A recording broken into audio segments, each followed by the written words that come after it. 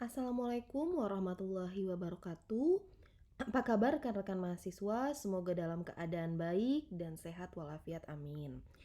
Hari ini merupakan pertemuan ke-15 terkait dengan perdagangan internasional dengan topik pengangkutan, ekspor, dan manifest. Hari ini kita akan membahas dua materi ini ya.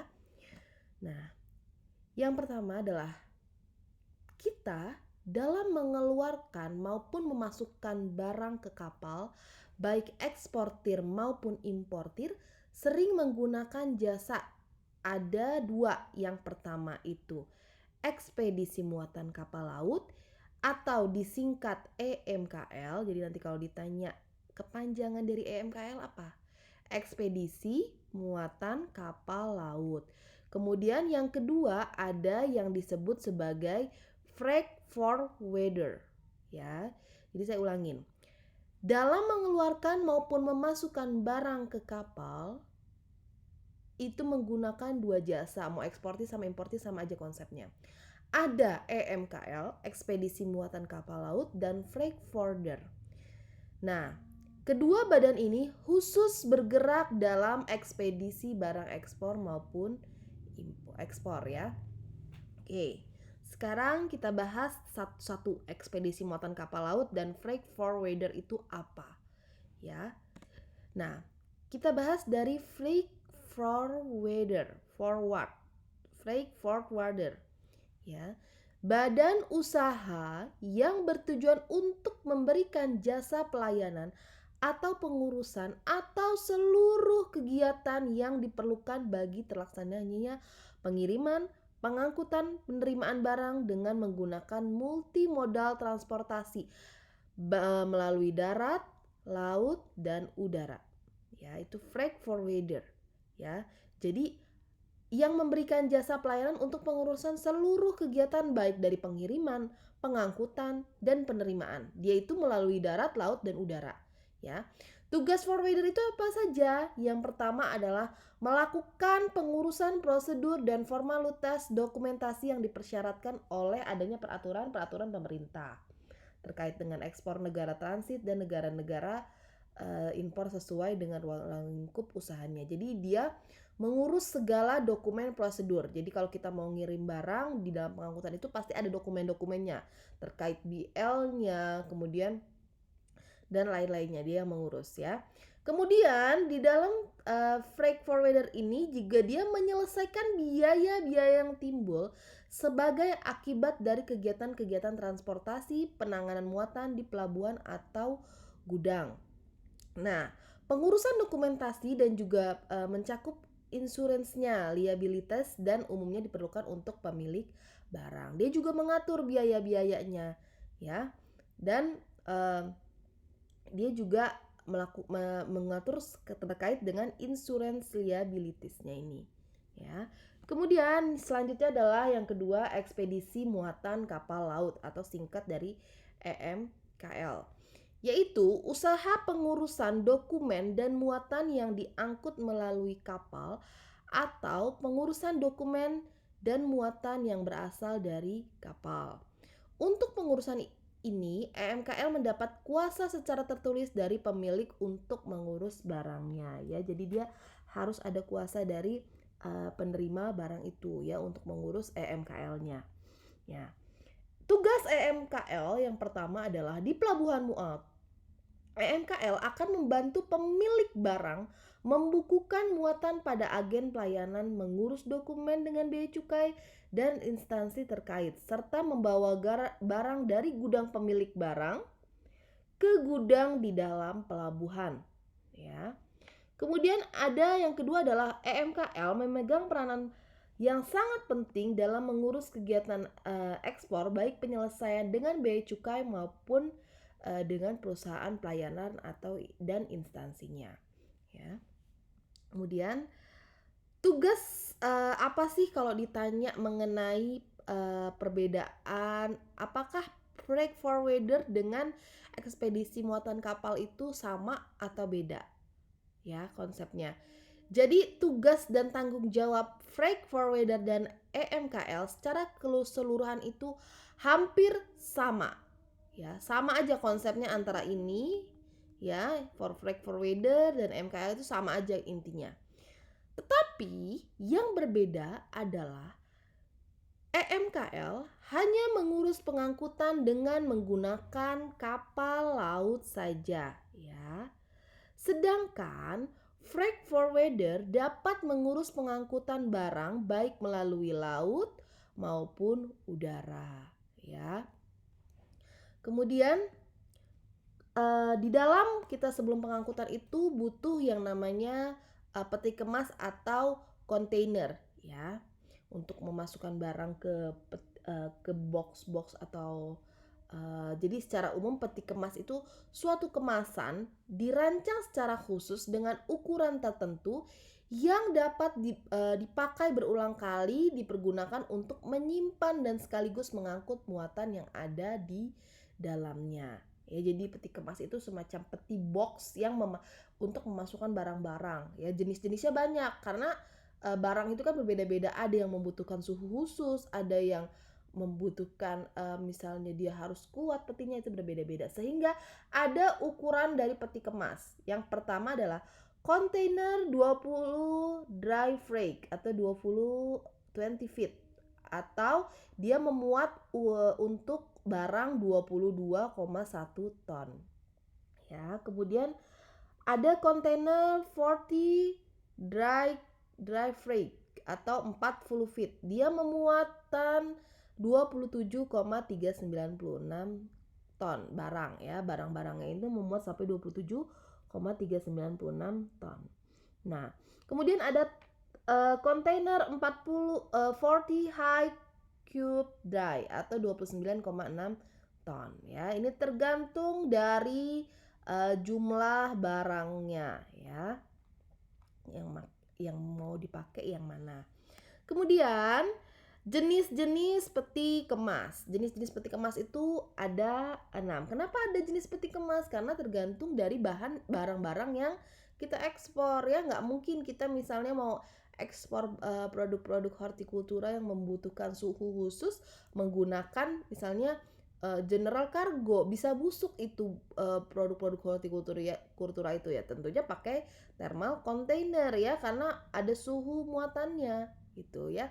Yang pertama itu jadi thermal container, yaitu peti kemas yang dilengkapi dengan pengaturan suhu untuk muatan tertentu ya. Jadi ada suhunya, kayak untuk produk-produk hortikultura biar nggak cepet busuk dia menggunakan thermal container.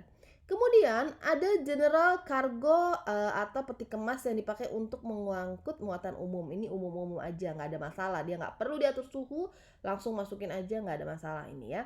Kemudian ada tank container, yaitu tangki yang ditempatkan dalam rangka peti kemas yang digunakan untuk muatan cair atau bulk liquid maupun gas ya. Jadi untuk gas-gas juga menggunakan kontainer khusus, nggak bisa sembarangan ya, yang disebut sebagai tank container.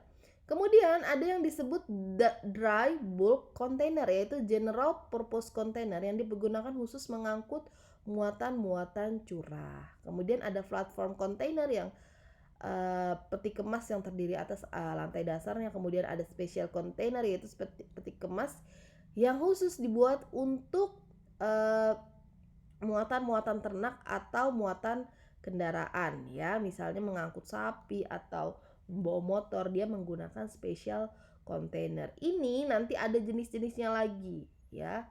Ini cuman saya contoh pengertian secara umum ya.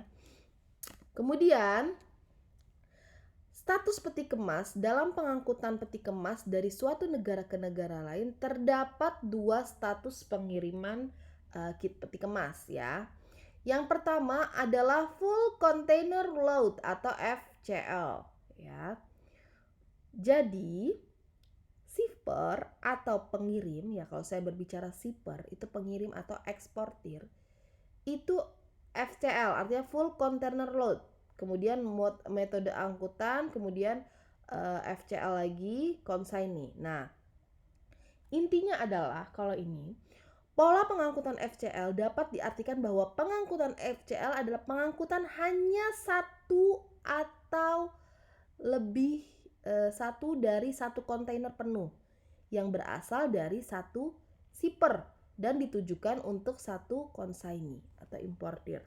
Jadi konsepnya adalah kalau FCL itu dia hanya dari satu eksportir, ya, satu orang aja eksportirnya. Kemudian importirnya juga satu orang, jadi khusus untuk perusahaan ini aja, ya. Kemudian ciri-ciri dari full container itu apa, ya? Yang pertama, berisi muatan dari satu shipper dan dikirim untuk satu consignee atau eksportir yang tadi saya bilang. Hanya satu orang, jadi langsung kontainer itu, ya. Kemudian peti kemas diisi dengan oleh shipper dan diserahkan di kontainer yard, ya. Kemudian di pelabuhan bongkar, peti kemas diambil oleh consignee di CY dan dibongkar unshifting oleh consignee juga, ya, dibongkar oleh penerimanya, ya. Nah, kemudian perusahaan pelayaran tidak bertanggung jawab atas kerusakan dan kehilangan barang yang ada di dalam peti kemas kalau dia menggunakan full container load ini. Nah, kemudian yang kedua ada less than container load atau LCL ini, ya, pola pengangkutan LCL.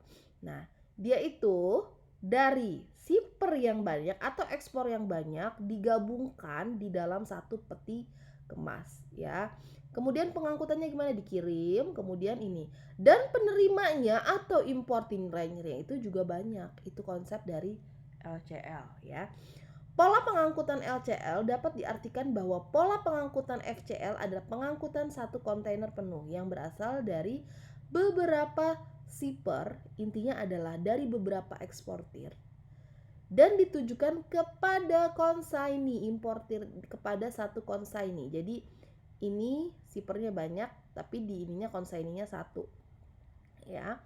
Ciri-ciri full container load ini adalah peti kemas berisi muatan dari beberapa shipper dan ditujukan ke beberapa consignee, ya. Jadi banyak ininya, banyak pengirim ekspornya, kemudian impornya juga yang menerima banyak.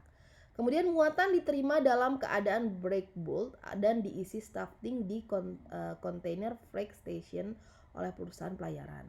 Di pelabuhan bongkar, peti kemas ini dibongkar di CFS oleh perusahaan pelayaran dan diserahkan kepada beberapa consignee dalam keadaan break bulk. Perusahaan pelayaran bertanggung jawab atas barang yang diangkut dalam peti kemas. Karena ini kan banyak ya barang orangnya, jadi perusahaan pelayaran itu harus bertanggung jawab. Kalau ini kan udah jelas dia hanya satu jenis barang, ya, punya perusahaan satu perusahaan aja misalnya. Oke. Nanti kalian coba cari ya untuk praktikumnya. Yang pertama itu, apakah bisa digabungkan antara full container dan LCL ini? Gimana bentuknya? Ya, kemudian bisa nggak FCL dan LCL itu digabung? Nanti bentuk bagannya itu bagaimana? Ya, ini digabung itu bisa nggak sama ini konsepnya? Kalau bisa, bagaimana? Ya. Kemudian manifest selanjutnya. Manifest merupakan dokumen-dokumen yang berisi semua informasi yang berkaitan dengan barang-barang niaga atau kargo yang diangkut sarana pengangkut kapal pada saat kedatangan maupun keberangkatan, ya. Jadi konsep dari manifest itu seperti daftar dari muatan barang yang ada di kapal. Ya, jadi manifest itu akan memuat semua informasi terkait dengan komoditi barang yang akan diekspor maupun yang akan diimpor yang dimuat dari sarana pengangkutnya.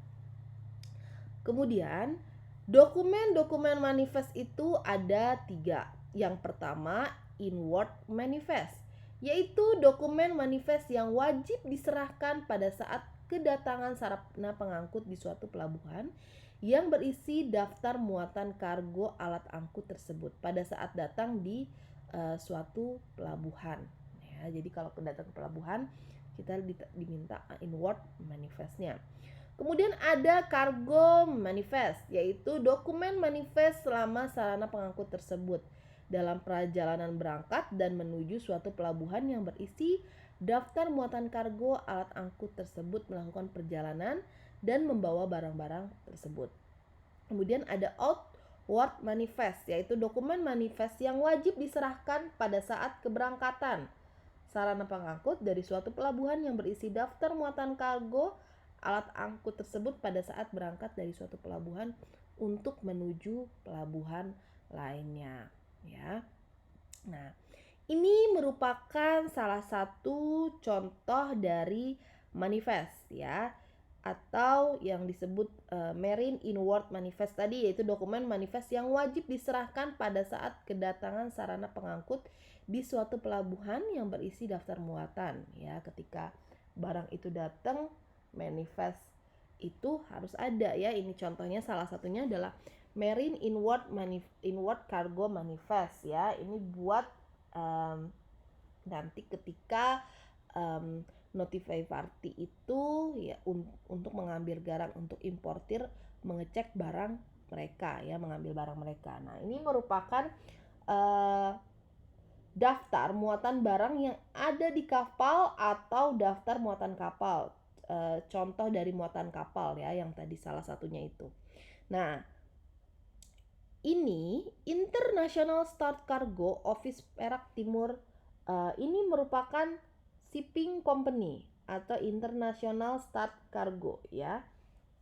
Ini shipping company-nya, ya, shipping company. Dari luar biasanya ini, ya, dari company-nya ini, dari barang itu akan dikirim kemana, ya. Office Perak, Tanjung Perak, Start Cargo Office-nya itu Perak Timur, Surabaya, ya. Kemudian vessel name, ya, MX Lion Star. MX vessel name ini memuat nama kapal, ya, nama kapalnya. Ya, vessel name itu, nah, jadi nama kapalnya itu MX Lion Star, ya. Kemudian ada voyage number SG011. Ini merupakan nomor keberangkatan kapal, voyage number, ya. Nomor keberangkatan kapal. Ya. Nomor keberangkatan kapal. Kemudian ETA 27 Maret 2020. Apa itu ETA? Estimate Time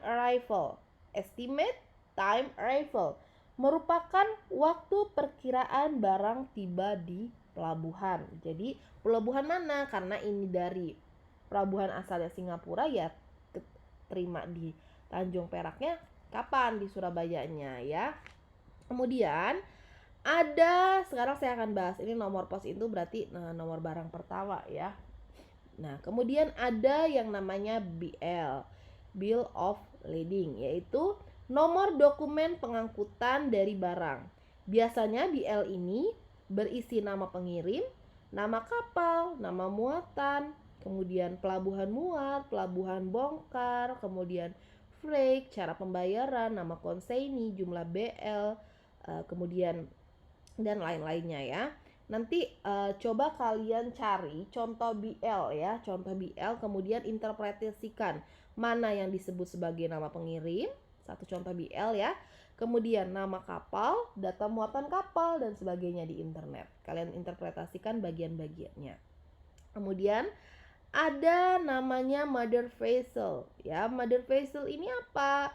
Nama kapal, ini nama kapal yang ini, ya. Nih nama kapalnya MX Lion Star VSG11. Nah, kemudian ada shipper consignee notify party, ya. Shipper itu apa tadi saya bilang? Pengirim barang atau eksportir, ya. Kemudian kalau consignee apa? Penerima barang atau importir, ya. Kalau nanti keluar di ujian, apa shipper? Pengirim, consignee penerima, gitu, ya. penerima atau importir. Kemudian notify party apa? Yaitu pihak yang diberi tahu. Kalau barang itu udah sampai itu mau ngasih taunya ke siapa gitu ya. Nah, kemudian ini contohnya. Labquity Ltd 181 Shippers Court Singapura. Artinya barang ini dikirimkan dari Singapura ya. Jadi ini shippernya ya. Kemudian konsaininya yang mana? Konsaininya yang ini, PT Padukarya Jalan Asia Raya 178 Malang, telepon 0341 bla bla bla bla bla. Ya.